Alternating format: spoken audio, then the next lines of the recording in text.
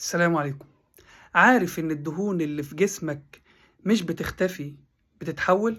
ناس كتير فاكرة إن الدهون بتروح في الجيم أو في العرق، لكن الحقيقة العلمية مختلفة عن الكلام ده. الدهون في جسمك عبارة عن طاقة مخزنة.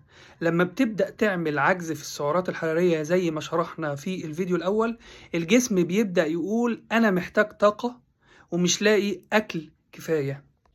ساعتها بقى الجسم بيبدأ يفتح مخازن الدهون.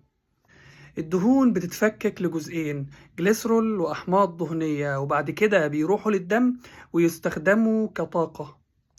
المفاجأة بقى ليك إن أكتر من 80% من الدهون اللي بتخسرها، أو تقريبا 80% من الدهون اللي بتخسرها بتخرج في صورة CO2، يعني بتخرج في الزفير. يعني 80% أو أكتر من 80% بيخرجوا في الزفير من الرئة، والباقي بقى بيخرج كمية في العرق والبول.